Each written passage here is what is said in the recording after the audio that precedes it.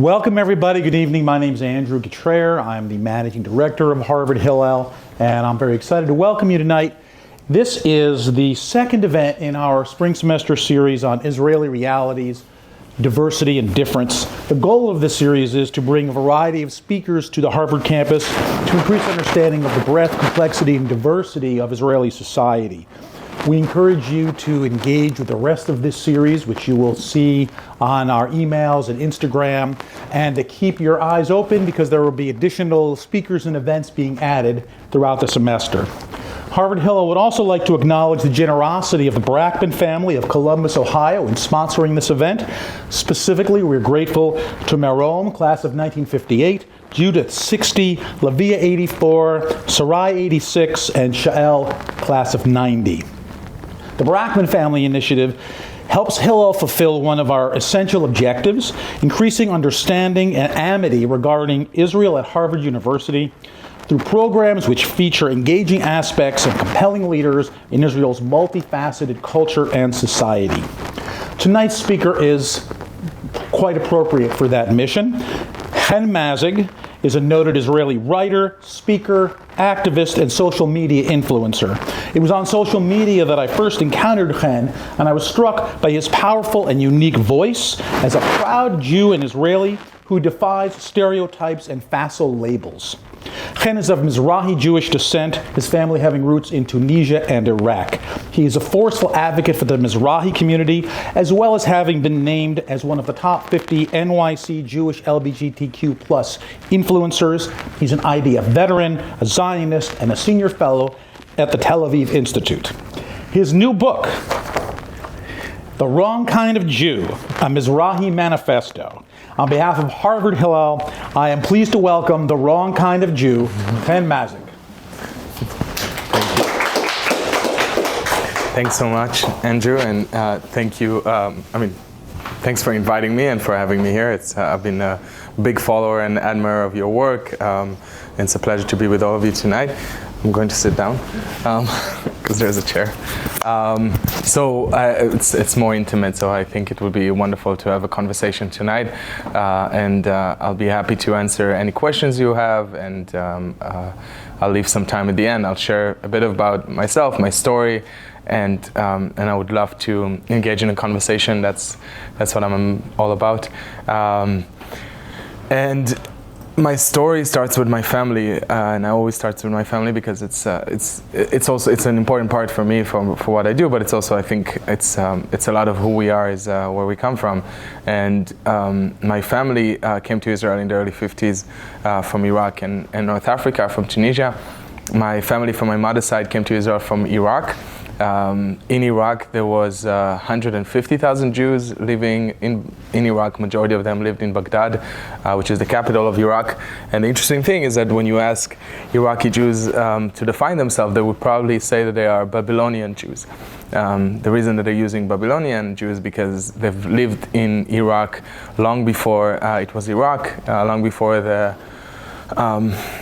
population of Iraq was what it is today, and they were probably one of the first inhabitants of this area.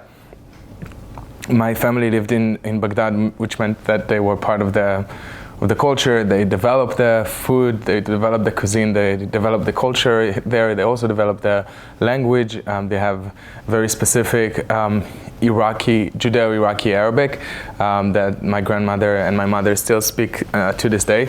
I speak a bit of it. I can understand my grandmother, but I don't use it as much. But I grew up in an environment and to a family that our identity was very much rooted in Middle Eastern culture and identity. I always felt like this is part of who I am. And my grandmother often said that Iraq was beautiful, that she loved living there, that they had such wonderful memories from the time that they lived in Iraq. And I always, growing up, I remember thinking, if it was that wonderful, what makes my grandmother and my grandfather and her family take everything and leave? And I kept asking questions about it since I was young. And my mom has 11 brothers and sisters, and it's it's not something that anyone really was interested in. We all just kind of forgot that my grandmother had history. We assumed that everything was great, but I feel like I know that I was the only one that actually challenged a lot of those stories about how beautiful Iraq was. And the more I asked, the more I realized that while Iraq was beautiful, my grandmother's life wasn't as beautiful as she wanted us to believe. Maybe it was a way for her to try and protect us from hearing the stories.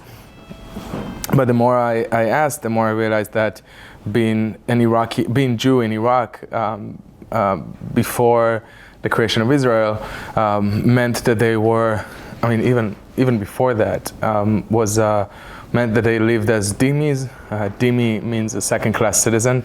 It was a status that was given to any minority that lived in Iraq that wasn't Muslim and Arab. And my grandparents had to, whenever they saw a Muslim person walking down the street, they had to go to the other side of the street because they're not allowed to walk in front of them. They weren't allowed to ride horses. They weren't allowed to build houses that were taller than houses of Muslims in Iraq. They weren't allowed to testify in court. They weren't allowed to work in court. My great-grandfather actually got a job as an assistant at the court, but even then he wasn't allowed to practice law, although he was very knowledgeable about Islamic law. But they were a minority without rights. And while they were dhimmi, which means protected, this protection meant that they are protected as long as the ruler wants to protect them. And in 1941, this really became clear to them that they are in the hands and in the mercy of the ruler when 2 days of violent attacks happened in Iraq, which are known as the Farhud. Farhud in Arabic means violent disposition. And my grandmother tells me that on June 1st, the holiday of Shavuot, it all began. She spent her days as a teenager, she was 14, in a coffee shop that was owned by a Muslim guy in Baghdad. It was a friend of the family. And she says that she heard shouting from the streets. The shouting became louder and louder, and it was people screaming in the street, "Kill the Jews, kill the Jews, kill the Jews." And the owner of the coffee shop told her to run to behind the counter, and she was hiding there. And she looked out and she saw a Jewish mother that she knew with 7 children walking in the street, and Iraqi officers coming to them, and one of them shooting the children and leaving the mother alive, only to cry and yell and scream about what she saw, and then he killed her as well. And my grandmother tells me that that was the most horrific thing she saw, and she was just hoping that it would be over. The owner of the coffee shop rushed her back home, and she was hiding in her bed under the cupboard, just crying and waiting for the day to pass and hoping that things would be better at night. She was trying to fall asleep, but the shouting and the screams that she heard from outside made it impossible for her. And the following day she thought that it was over, and she looked out the window in the morning and she saw her best friend, a Jewish girl that was disabled, and she told her to run back to the house, and she didn't listen to her. And then an officer came, he raped her and killed her in the street when people are walking by and no one is doing anything. And my grandmother witnessed all of this, and every time I tell the story, I'm just thinking about how horrific it was for a 14-year-old girl to see that people are attacking other people in the street because they are part of her community, because they are part of her people. That 2 days were really a living hell for the Jews of Iraq. About 300 Jews were killed, thousands of Jews were injured, shops were broken, synagogues were torched, and the Jewish community of Iraq really knew that this was the beginning of the end. That was 1941. It was 7 years before the establishment of Israel, and the following years became increasingly difficult for my grandparents, along with the 150,000 Jews that lived in Iraq. And in 1951, after 10 years of really suffering in Iraq, the Iraqi government has passed a law, and it was a first of its kind law that was speaking about specific community, about the Jewish community, and it says that every Jew that lives in Iraq that wants to give up their citizenship would be able to leave the country and move to Israel. And my grandmother and my grandfather packed their things. They were so happy they could finally escape.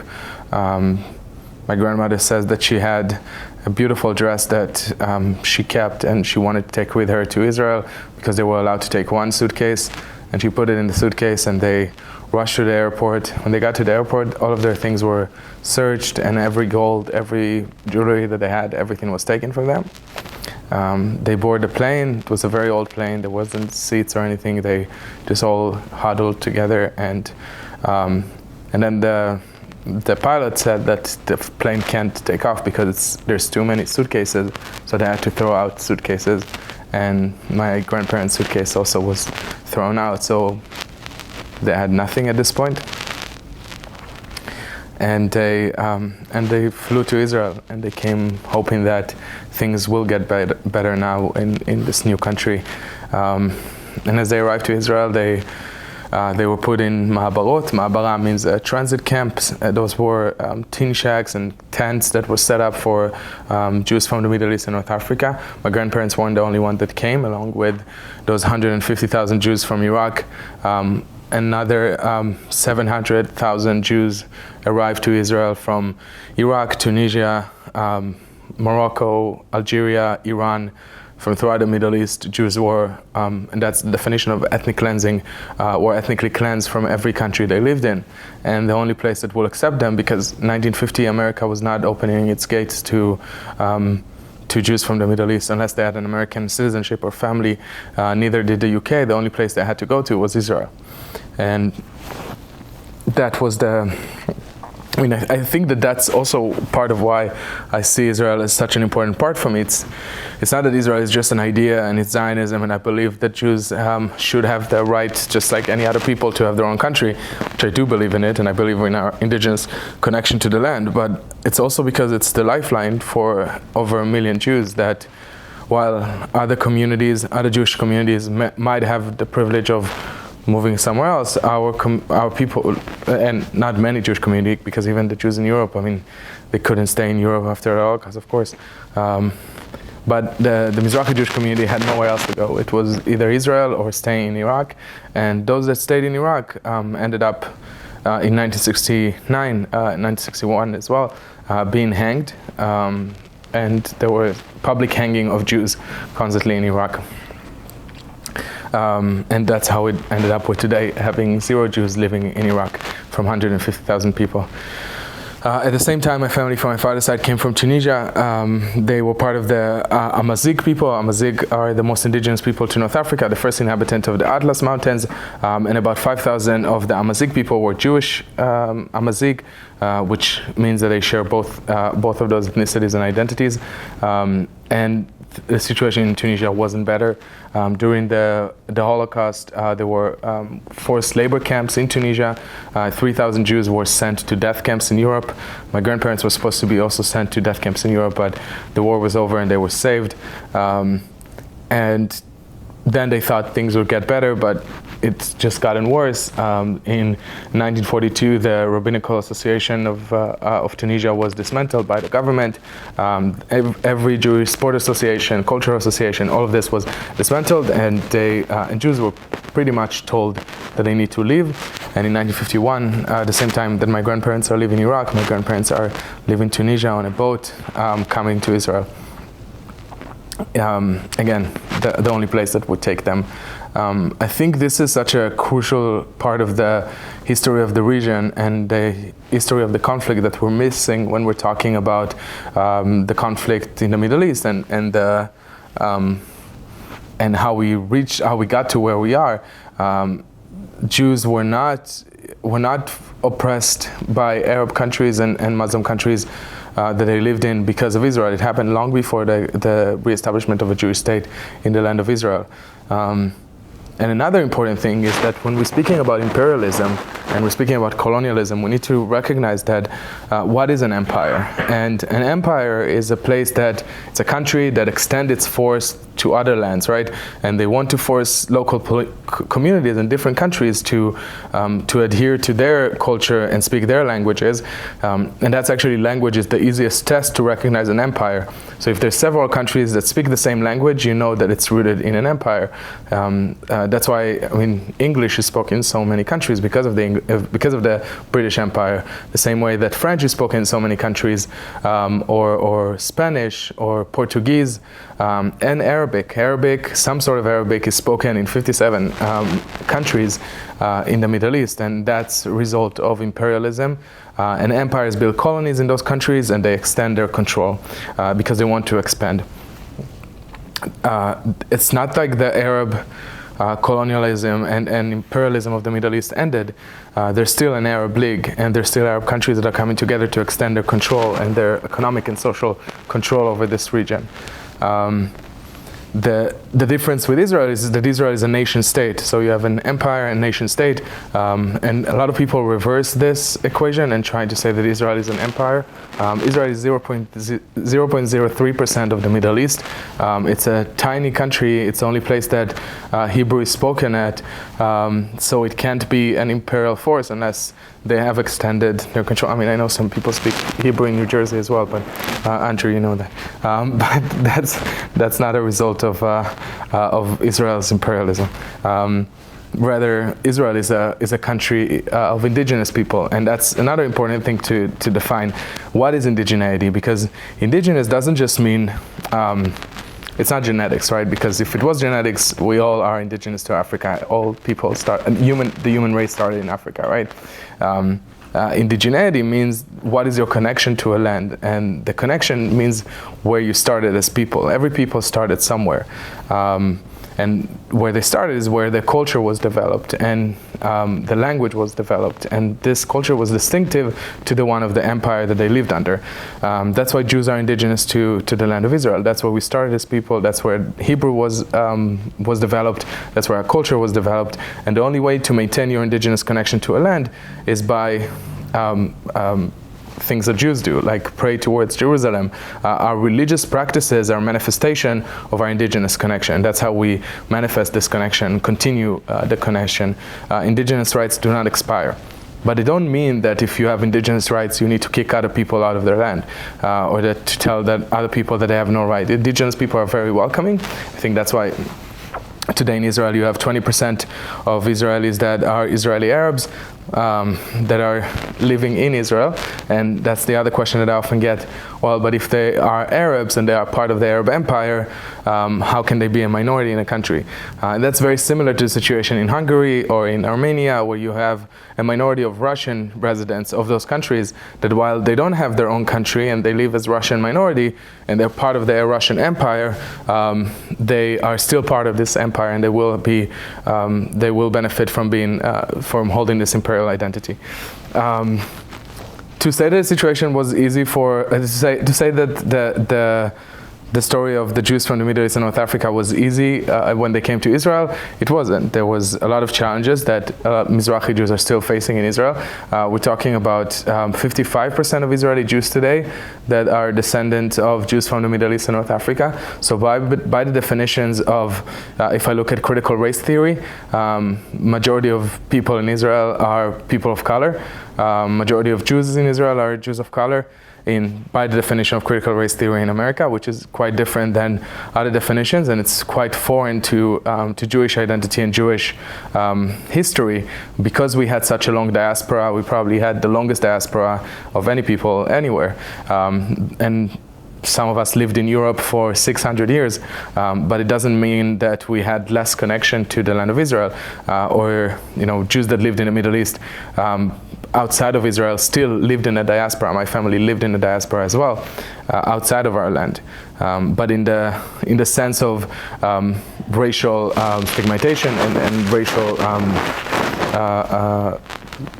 the place of those communities within the conversation about race in America, they would be considered people of color. And that's why it's so bizarre to see white non-Jewish Americans speaking about Israel in this language of Israel being a white colonial country. That's what they're claiming, which is a very foreign thing for us. Or when I hear on social media, I often get told to go back to Poland, which is another bizarre thing that I hear quite often. I asked my grandmother, she's never been to Poland. Neither have been our ancestors.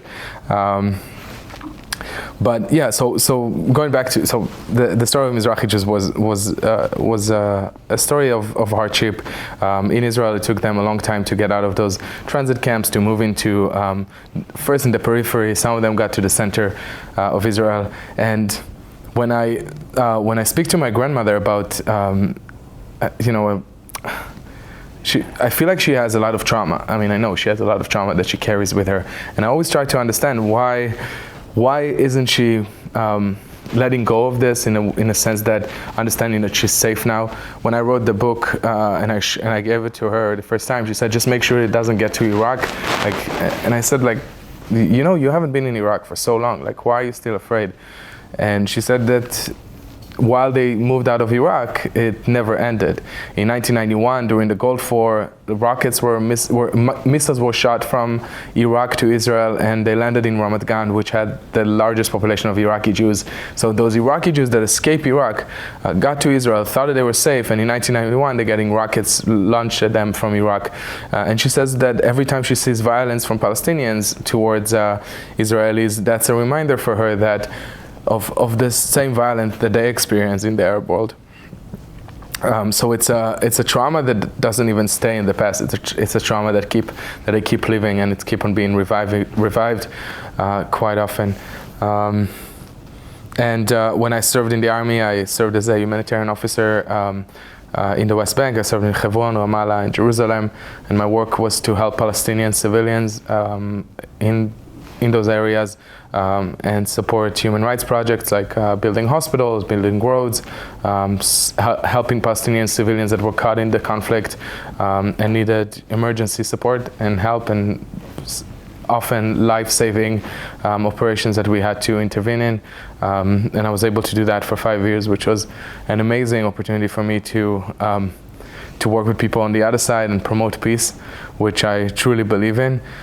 And I believe that peace will come when Israelis and Palestinians will be able to see each other as human. I feel like we're often are told that a government will solve the conflict or politicians will solve it, and I personally just don't believe in it. I think that every time that I had interaction with Palestinians during my military service and after, those interactions really promoted peace because I was able to see them as human, they saw me as human, and we developed this connection, this relationship. So I do think that it's an important element of achieving peace. And I do this work today because I feel like I have a responsibility to share the story of my family with the world, but specifically in places where our story is so distorted and there are so many false ideas being thrown at us. We're called an empire. We're told that we are the ones colonizing other places, which is absurd. We're told that we are the ones that want to take over the Middle East. That we are white. That we are the ones that are oppressing brown people, which is, or that even worse, that Israel is like Nazis, which is basically calling us like the people that have been killing us and oppressing us for over a millennia, and it's jarring to see campuses engaging in it, and that's why I'm here. That's why I'm doing those tours, because I feel like it's important that we speak up, and it's important that Jewish people will not be afraid of being who they are, and being a gay man as well.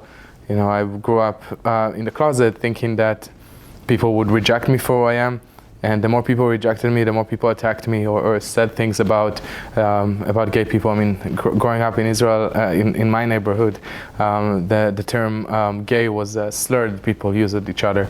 And I feel like once I came out of the closet and once I was honest with myself and with the world about my identity, it became much easier. And the more proud I was, the more people reacted to it. And I think it was Harvey Milk that said that only once every gay person comes out of the closet, it will be easier to dismantle all the lies and all the innuendos about the gay community, because they see that we are human and that we are their friends and we're their family members and we are all around them and that we are everywhere.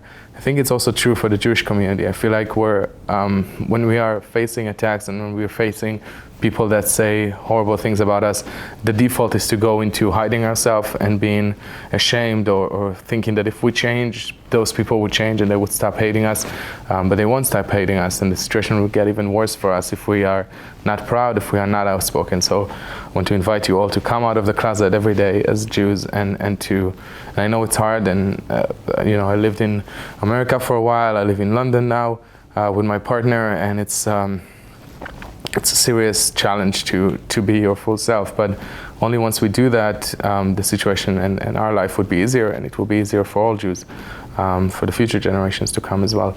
And I can keep talking, but I really want to take some questions and answer things that you want to know. So please, if anyone has anything you want me to speak about, elaborate on. Yeah. Hi. So often on the media, specifically with a lot of young people my age in like high school and college, Zionism is seen as a word for terrorism, and they're synonymous. But these same people often fight for racial equity and LGBTQ rights. So how do you contend with such a misconstrued view of that word? Of the word Zionism? Mm-hmm. Yeah, I've seen that a lot, and I created a few. If you follow me on Instagram, you probably saw some of my graphics. If you haven't followed me, shame on you. Please follow me. But I created some graphics about it, and I feel like people really add so many layers to Zionism. The definition of Zionism is the belief in the idea that Jewish people, just like any other people, have the right to live in their own homeland and have a nation state of their own that is Jewish, just like there are so many Christian countries and that there are so many Muslim countries and any country you can think of. And Zionism doesn't say anything about any other people or any other minority in this land. In fact, Zionism is about Israel being a free and democratic, maybe not defined by democratic, but democratic and free society that will accept everyone. And today people are just adding layers to it. So I think it's important for Jews that emboldened all those ideas to speak up, and that's why I speak up. As I said, I'm the only one in my family that speaks English, and I have this burden of always speaking about our story and share it. But I feel like this does makes a difference when people hear my story and hear the story of my family, and hear from me as a gay person that part of the a queer person that is a person of color and son of refugees that came from the Middle East and North Africa, that is not an anomaly. I'm not something weird. I'm very I'm very popular in Israel. I was going to say I'm not that very popular in Israel, but I'm very, there are many people like me in Israel. They're not speaking up, maybe because they are also afraid, because we are being attacked constantly, and I feel like it's also a way for people to deal with their own countries, the sins of their countries of the past and current sins that many countries have engaged in the same things that they are blaming Israel in engaging. I mean, I'm going to the UK, I'm living in the UK, and I often hear the concept of Israel being an imperial country, and that's why all those British people are fighting against it. And I'm thinking, wait, you're all British, right?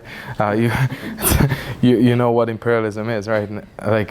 Or in South Africa, this lie that Israel is an apartheid state, which we know that it's not, because apartheid is racial segregation, and as I said before, majority of Israelis are people of color. Even if we wanted to segregate, but then they're going into it's Jews versus Muslims, which is also bizarre because that's not a definition of apartheid. And also, if you use this weird definition that you're creating, there's still no separate buses. I mean, in South Africa, black people could not marry white people, could not walk in the same sidewalks. They didn't have access to the same education system or the same. They didn't have any rights, basically. And today in Israel, actually, there are more Arab professors in Israeli academia than there are Mizrahi ones. There are more Arab doctors than Mizrahi ones in several hospitals in Israel, which is very interesting, but it's something that we need to also correct in Israel, but it shows you, I think, that Israel is not this definition of apartheid. There's challenges, of course, and I do support the Palestinian rights for self-determination, just like we have. Doesn't matter how recent or how young Palestinian identity is, but they still have the right, I believe, in a state of their own.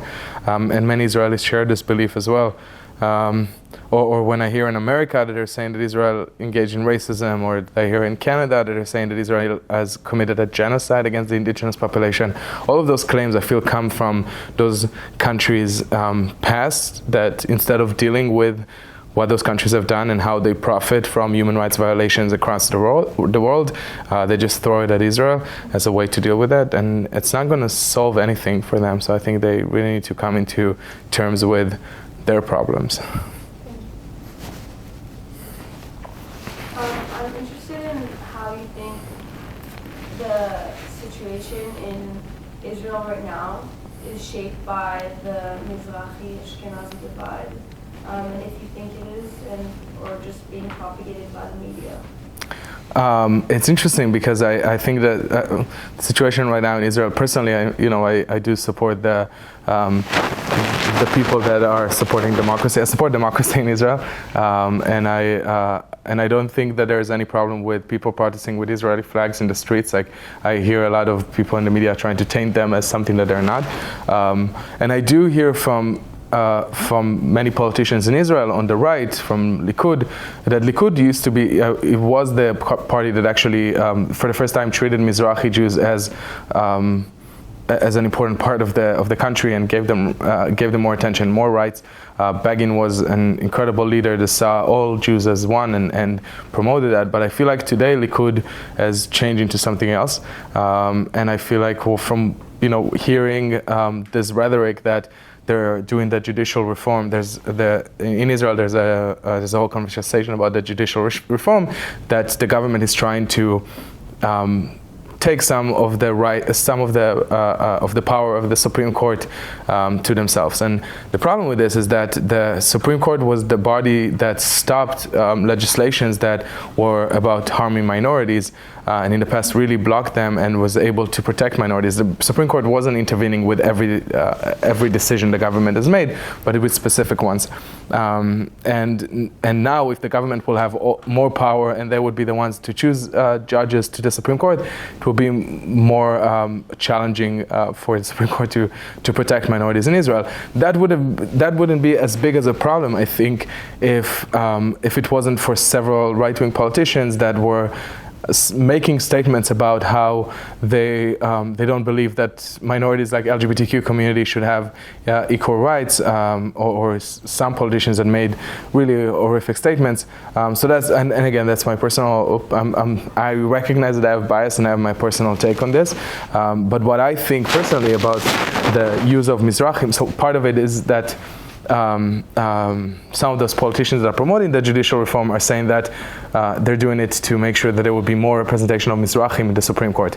Mizrahim are so underrepresented in the Supreme Court. There's only one Mizrahi judge in the Supreme Court, and we're so underrepresented in every field almost in Israel. There was never head of university in Israel that was Mizrahi. There was never head of National Theater in Israel that was Mizrahi. There was never head of Olympic Championship committee or part of the committee that was Mizrahi. So Mizrahim, while being the largest population in Israel, are still underrepresented, and that is defined as systemic. It is a systemic issue. It's not like there's laws that prevent them, but we know that there's less resources that are going to the periphery where majority of Mizrahim live in. I don't think that the current government and Likud that has been in power for so long really cares about this, because if they did, they would have changed it before. Netanyahu has been prime minister since I remember myself, and the situation of Mizrahi Jews hasn't improved so much since Netanyahu took power. So for him and for people in Likud to peddle this narrative that they care about Mizrahim or that they want more Mizrahi representation, I really question that, and I also question people on the left that have been in power recently for 2 years, and I haven't seen much done for the Mizrahi community there. But I think that while the left in Israel is not speaking about it as much, and the right is speaking about it, I don't think any side is is clear of responsibility for again the largest community in Israel still being underrepresented in so many areas of life in Israel. If that's answering the question, yeah. Of course. Anyone else? I have a student who asked me to ask you, Yeah. because he couldn't be here. We often see people who are anti-Israel or anti-Zionist from the gay community. Mm-hmm. And whenever it's pointed out that the gay community has more rights in Israel than in any place else in the Middle East, this is for this people. So, in your activism and in your life experience, how do you explain this, and how do you try to overcome this? Right. So the term pinkwashing means that Israel. Well, there's several definitions, but one that I hear all the time is that Israel gave LGBTQ rights to Israelis to cover up for the conflict and for the human rights violations that we're doing, and then they're sending handsome gay people like myself out to the world to cover up for what for all these terrible things we're doing in Israel, which I think it's and the fact that many in the queer community are the ones that are promoting this narrative is just beyond shameful, because if you had an Iranian gay person coming to speak on campus, no one would question them and say that Iran is pinkwashing, or if a Russian person came to speak about gay rights. The LGBTQ community is the most vulnerable community in every country, and instead of supporting this community and elevating them and giving them platform, people are attacking us because of our nationality and because of our identity, which is racist and bigoted, all in the price of one. And I find it abhorrent, but I also find it I find it even more heartbreaking that members of my community, of the queer community, are engaging in this conversation, because again, they would never do it to any other minority. Israel has challenges. As a gay person, there's still a lot of work to be done, and I know that we're, the government before this one promoted many legislations that actually supported LGBTQ people. From now, gay people are allowed to donate blood, which we weren't allowed to. We are allowed to have surrogacy. There was actually the first same-sex surrogacy procedure that was funded by the Israeli government.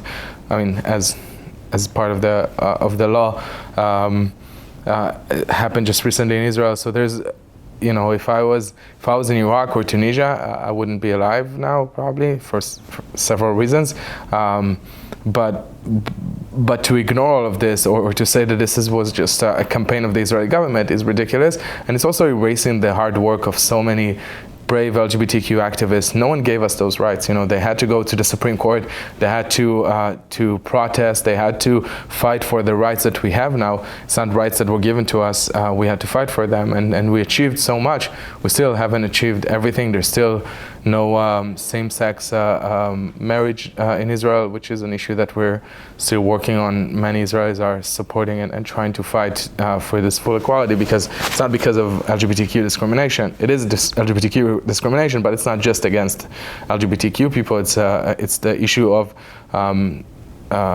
church and state, or synagogue and state, I guess, in Israel, that the separation is still not where it should be. Personally, it's what I think, but we cannot whitewash and erase the achievements of LGBTQ community, and instead of supporting them, to attack us is just telling you how hateful this campaign is that they are promoting against us.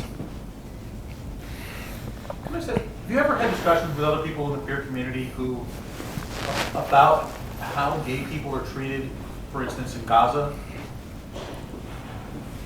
and how they defend that? Because that's just very, very hard to wrap my head around. Right.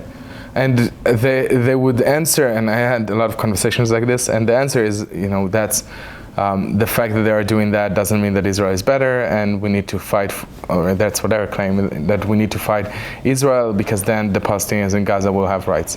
And that Palestine, if Palestine existed as a country in all of Israel, as they claim, then there would be equal rights for everyone, for Jews, LGBTQ. It will be the first Arab country where Jews and gay people would be treated equally. That's what they're claiming. Personally, I don't think that this is really what's going to happen. But yeah. Something I've noticed a lot is something that I see described as white knighting. Generally, like liberal Ashkenazim sort of focus on the experience of Mizrahi Jews in Israel and use that as criticism against Israel, specifically externally, pointing to it as, look how bad Israel is.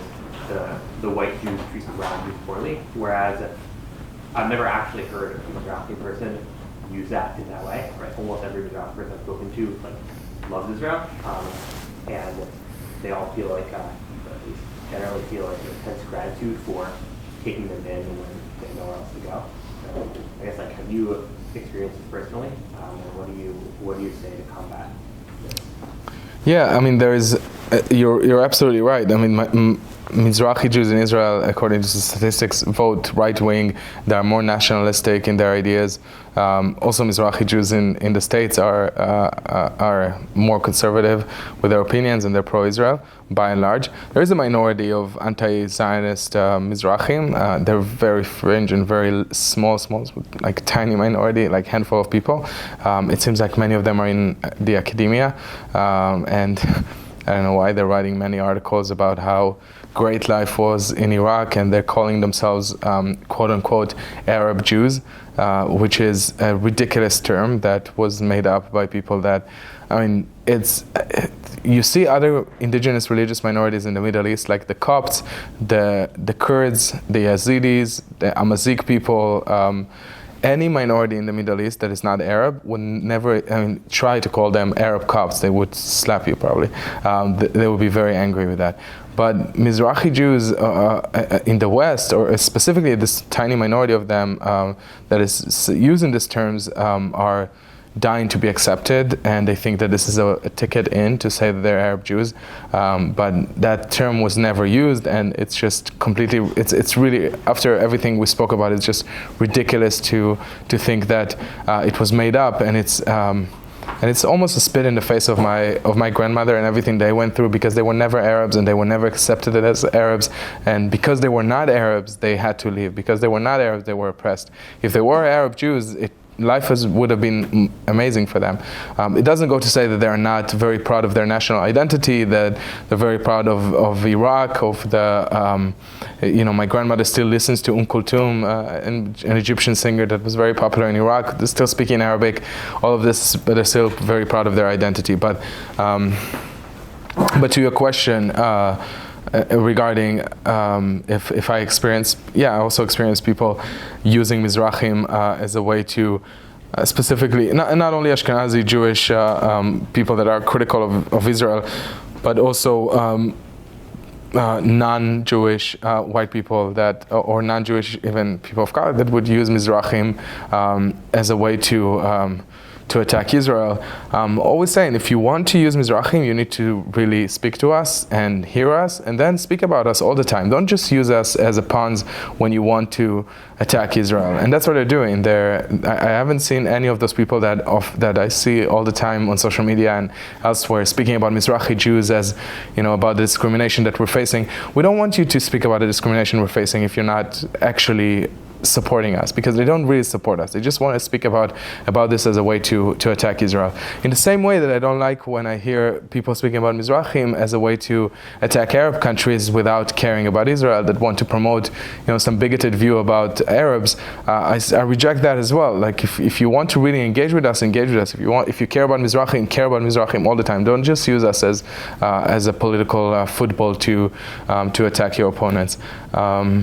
but yeah, I reject it completely, and I think it's pretentious and rude for this non-Mizrahi Jews to use us as a way to promote their political agenda and speak about racism of other Ashkenazi Jews in Israel towards Mizrahim. I mean, if you really care, you would do more, and if you wouldn't care, you would ask Mizrahim what they think. I often hear back that Mizrahi Jews vote for right-wing and conservative government or nationalistic government because they don't know what's good for them, which again is like a very classic racist view of us brown people. We don't know what to think. We don't know what to think. We don't know how to think for ourselves, and we need other people to tell us what to do. So I reject it, and I think it's very poor. So right now, you represent roughly 13% of Israel's population, is my understanding, but also they reproduce at very high rates. So I feel like in the next, 40 years, it's conceivable that they could make up a huge percentage of Israel's population, and so that you do support, democracy. So how do you believe that, a majority Haredi or plurality Haredi, state can be reconciled with that?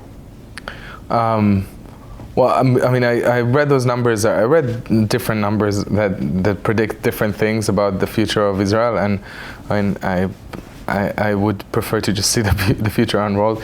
But even if there was majority of Haredi Jews in Israel, I would still be. As long as this majority does not determine anything about the country in a way that would harm minorities or other groups in Israel. Then I support it. Personally, I'm not religious. I'm a secular Jew, which is another invention of Israel, which I love.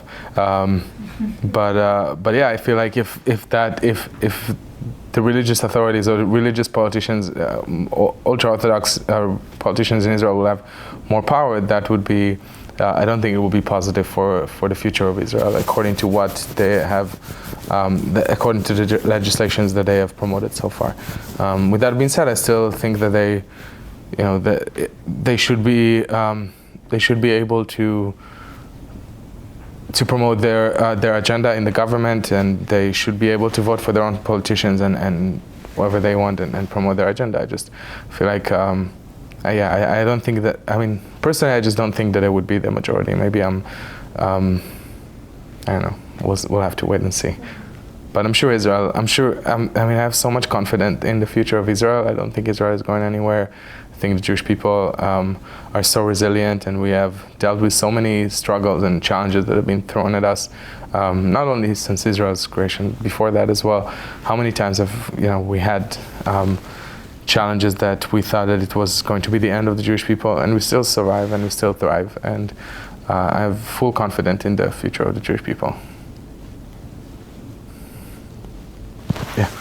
Yeah, that's a similar question. My understanding is that polling shows that Israeli youth are very right-wing, and so as a left-wing Israeli, what are your hopes for Israeli politics in the future? And I guess we can talk about that. Why do you think I'm left-wing?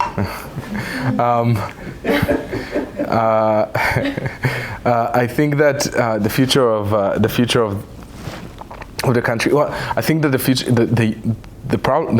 issue with the youth is that Israeli youth, while they are right-wing on security issues, they are very left-wing on other issues. Like they're very pluralistic and very open and accepting LGBTQ issue.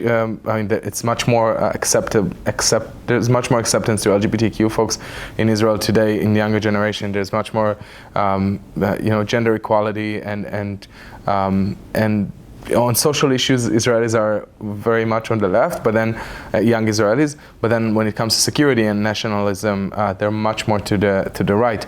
I think that I think that I was also like that when I grew up. When I was younger, I think I was much more to the right politically on many because of my family, because of my BB fan dad that. You don't want to be in our Friday dinners, I promise you. There's like every other Friday, a plate is broken. very loud. But I grew up and I had to form my own opinions, and my hope is that this young generation would would grow up and will form their own opinions, and when you go to the army, I think that's also when you change a lot of you form your opinions, and I'm hopeful. I feel like I'm seeing my cousins and I see how there's different opinions there. Some of them are really to the right, but I see them also growing up, and I see how they form better opinions. Not better. It's form different opinions. Sorry. I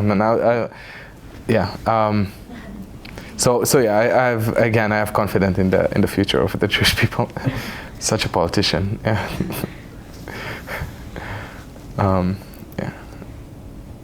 Any other soft questions? No, I'm kidding. Ask anything. Yeah.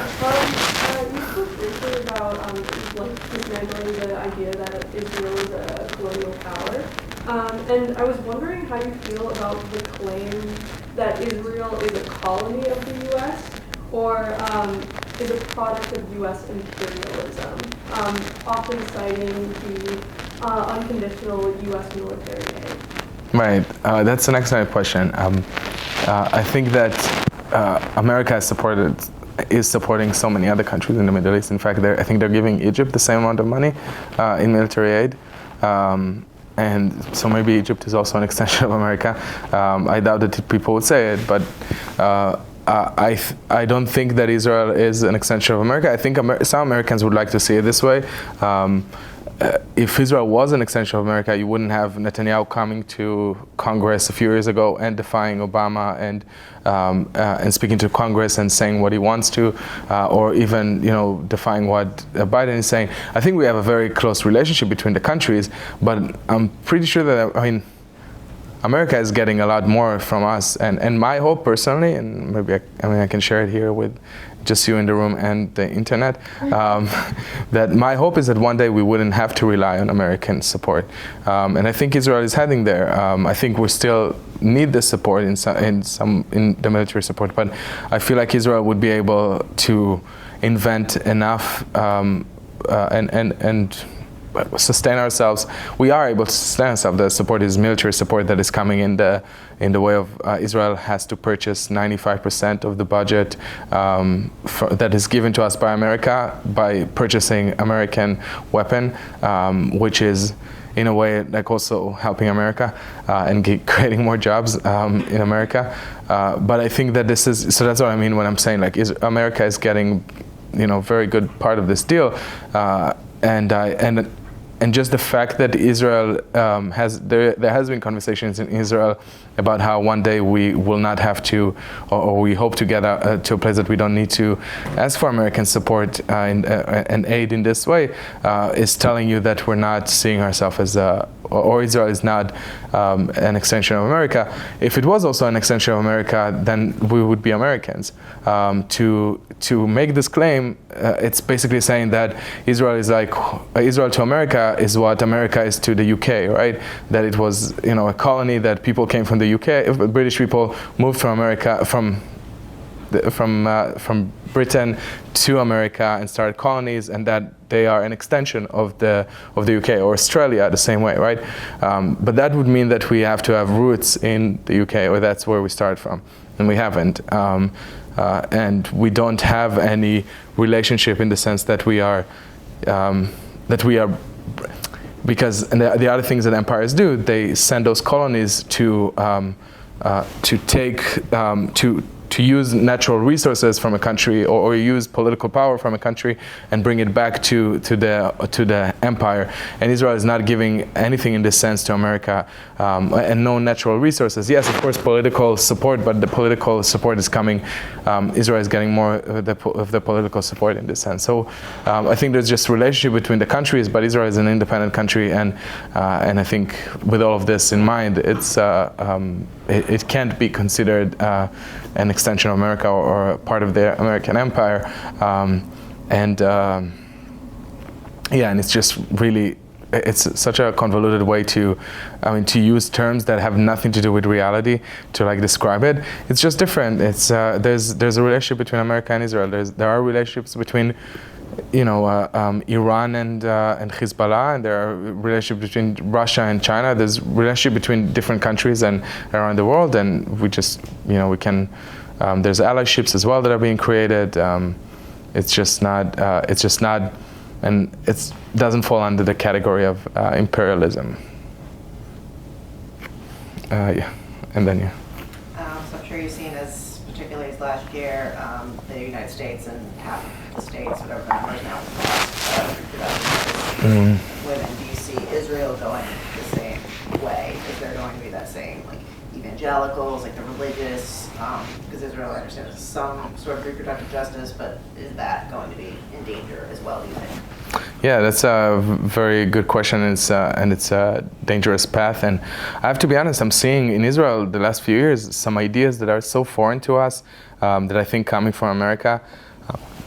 I was in Israel just last week, and you get all those text messages from all the politicians. So, and I got some from this political party called Noam, that they were all they were texting about how they want to change it. So, a family would be a father and a mother, and that's it, which was so foreign to me, because it's, even with Mizrahi Jews in Israel, you see that Mizrahim are very, while they're right-wing and nationalistic, they're very pluralistic and very progressive in social issues, and they're very accepting, and while many of them are, in terms of their religion, they're more conservative, they're not, they're open-minded, and they would, I know so many LGBTQ friends that are Mizrahim that, of course, struggled with the family, but the family was accepting them at the end. So all this to say that all those ideas are very foreign, and it's very concerning to see some of those ideas that are being spread. And like you said, that I feel like coming from America, I'm very worried about it. Yeah, but I also trust, again, in Israelis and in our spirit of freedom and democracy, that we're able to fight it. And you see that, hundreds of thousands of people going out to the street because they care. And no matter where you stand on this debate, you can guess where I stand. But I think that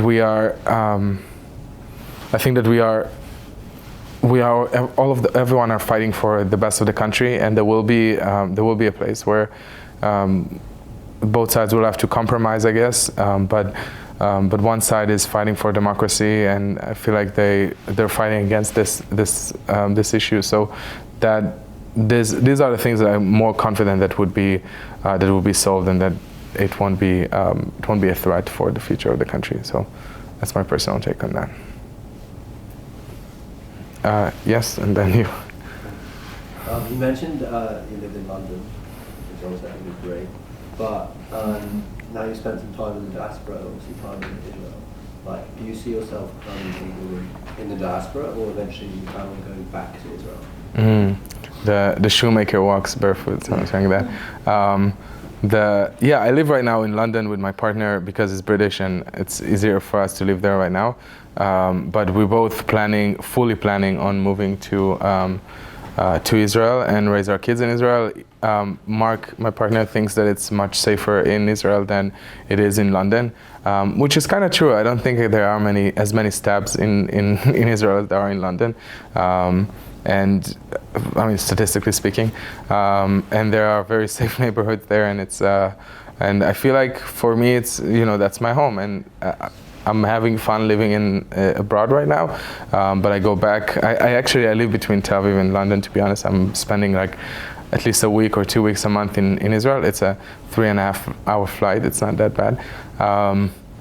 And yeah, I see myself going back to Israel fully. That's my home. That's, even if I live in London and I have this, I have not citizenship, I have a residence permit to live there, but I really never feel fully at home there. Like, it's just, there's something, I think what I've learned, and that's probably an experience that a lot of Jews from the diaspora, when they move to Israel, they have it, when they see that, Judaism is everywhere, and it's the country where people might hate you, but you know that it's not because they're anti-Semitic.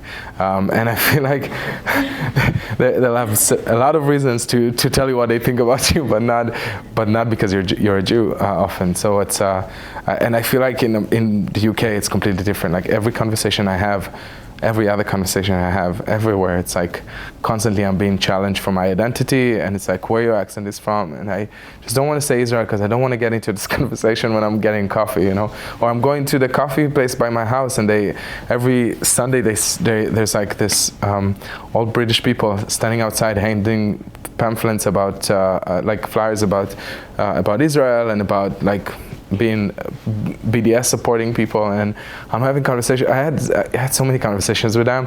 I got to a point that I'm like, okay, they're not going to change, they're not going to hear me. It's quite exhausting, but yeah, but London is fun, so I'll go back home at some point. Yeah, you had a question as well? Yeah, it's been said historically that the health of a democracy can be determined by its treatment of the Jews. What does a rise in anti-Semitism tell us about the world? And historically, why is fighting anti-Semitism so important? Can you just talk a bit about it? I think from the story that I share with my family, it was quite clear how when Jews were forced out of those countries that were prosperous, and I mean, Iraq was a center of civilization and such an ancient place that had such financial, economic prosperity. Once the Jews left, Iraq today is in the place that it is. The same with many of the other Middle Eastern countries that we were forced out of, just the same like in Iran, same like in many European countries. Once the Jewish community is being ethnically cleansed from a country or forced out or feeling pressured to leave, it means that the country is going into a bad place. And I do think that the situation in many countries around the world with the Jewish population facing anti-Semitism tells you that there's a problem with the country, because anti-Semitism is a conspiracy theory that is saying that Jews are to be blamed for everything, right? The Jews are to be blamed for all of our problems, and usually people would not buy into it if there aren't many problems that they feel like they can't solve. If they can still solve problems and they can still work as a country as a nation to solve their issues, they would work together to solve it. Once they can't solve it and anti-Semitism is on the rise, it means that they resort to blaming someone else, and the problems are not going to be solved in the countries, be it financial, social problems, whatever it is. And that's what happened to Jews in the Middle East, that's what happened to Jews in Europe. And my fear is that it's happening also now in America and in other Western countries, in the UK, that instead of dealing with social economic issues head on, the Jewish community is suffering from it. And we're seeing it in the way that Jews are in the middle of the conversation about race in America, which is so bizarre. I mean, why is the Jewish community singled out for it? We are 2% of the population in America.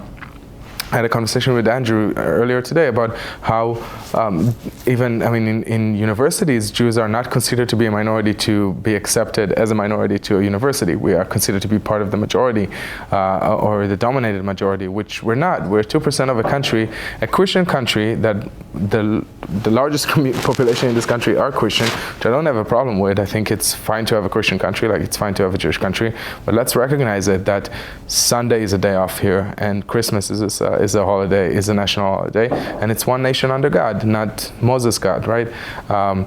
So all of it is to say that the Jewish population is a minority, and I'm very concerned of the place that the Jewish community is at with the rise of anti-Semitism. And every time there's an uptick on anti-Semitism, it means that there's a social issue that is affecting a country and they still haven't been able to solve it. And I really encourage those countries to try and solve those problems instead of resorting to anti-Semitism, because that's going to be the end of a country when anti-Semitism is becoming so prevailing in society. And thank you so much. Thank you. Really fascinating. Thank you so much. And we look forward to having you return sometime. Thank you so much. Thanks a lot, everyone. Thanks for coming. Thank you.